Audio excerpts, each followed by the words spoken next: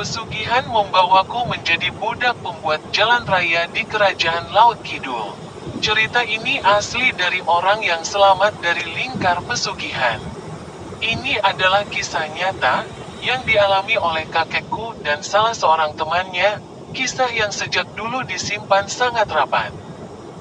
Karena kakekku tidak ingin menjadi bahan gunjingan dan dianggap sebagai penyembah setan, jika sampai cerita ini menyebar ke tetangga. Apalagi di lingkungan desa seperti ini. Berita sekecil apapun cepat sekali menyebar. Aku memilih membagikan kisah nyata ini dengan pertimbangan. Aku bisa menutup identitas tokoh asli, jadi tidak akan ada pihak yang merasa terintimidasi atas cerita ini. Selain itu, kisah ini mempunyai hikmah yang patut direnungkan. Kakekku sebut saja namanya Mbah Sodik. Mbah Sodik merupakan orang asli Dukuh Glempang Pasir, Adipala, Cilacap. Beliau menikah dengan nenekku orang Wanadadi Banjarnegara. Setelah menikah sampai mempunyai anak pertama yaitu ibuku. Saat itu mereka masih berdomisili di Cilacap, namun entah kenapa tiba-tiba kakekku memutuskan untuk pindah. Dan tinggal menetap di Banjarnegara sampai sekarang. Kakek tidak pernah mengungkapkan alasannya pindah ke Banjarnegara. Padahal pada masa itu, di Banjarnegara, kakek dan nenek sama sekali tidak mempunyai harta benda, tanah warisan nenek sudah dijual untuk membangun rumah di Cilacap. Keluarga pun tidak ada. Karena keluarga asli nenek semuanya telah bertransmigrasi ke Sumatera, dan tinggal nenek seorang di Pulau Jawa.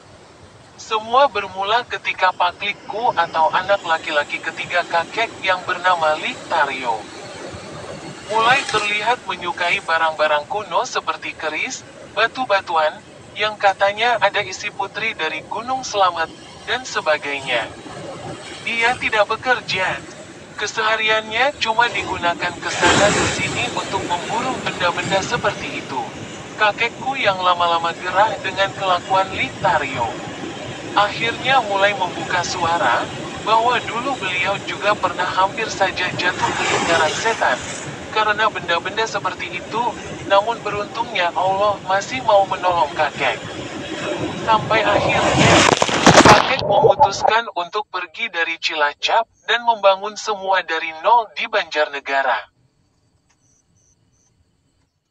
Di desa Glempang Pasir tempat tinggal kakek dulu, keberadaan Ratu Laut Kidul sangat diagungkan. Seseorang yang bisa mempunyai benda pemberian, Ratu Laut Kidul, atau pasukannya, dianggap istimewa. Kehidupan warga di sana hampir semuanya bergelimang harta. Bahkan di desa kakek, orang yang hidup kekurangan bisa dihitung dengan jari termasuk kakek. Pada malam pergantian tahun Jawa, yaitu 1 Suro, sesajen masih dilarungkan di pantai Serandil, dan sederet pantai Laut Kidul lainnya. Ritual ini dilakukan sebagai wujud ucapan syukur kepada Ratu Laut Kidul. Karena telah memberikan hasil panen yang melimpah. Awal mula kakek hampir terseret lingkar setan ini, karena dulu keadaan ekonomi kakek dan nenekku setelah menikah sangat memprihatinkan. Apalagi setelah melahirkan anak pertama, kakekku merasa kenapa cuma nasib dia yang seperti ini, berat sekali mencari nafkah, usaha ini itu tidak ada yang berhasil.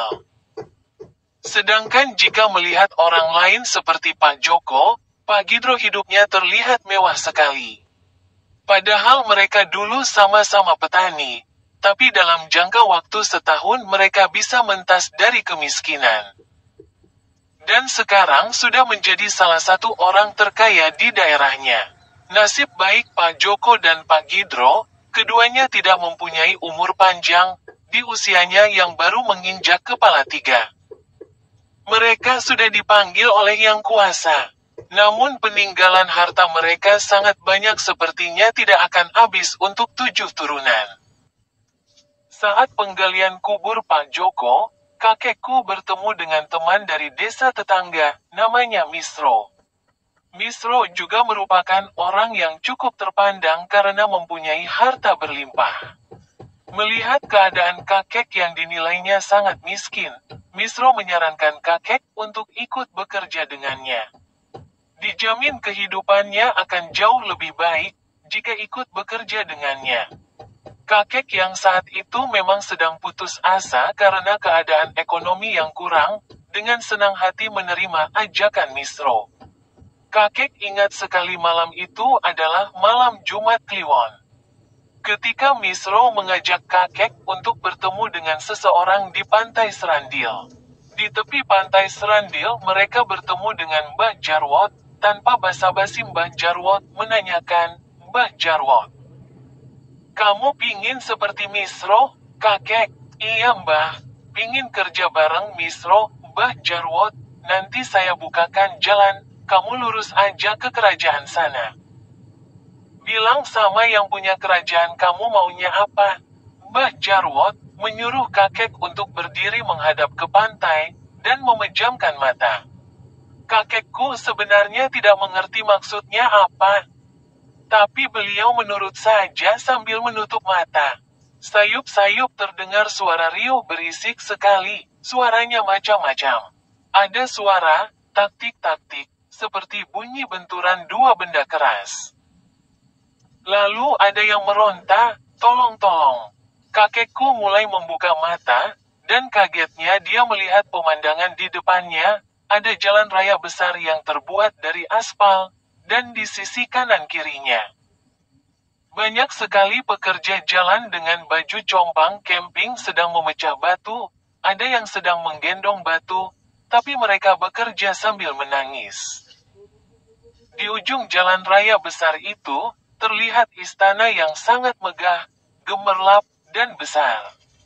Kakekku berjalan pelan di jalan raya besar itu, dan hendak masuk ke istana besar.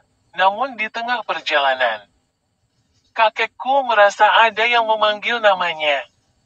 "Sodik, Sodik, Sodik."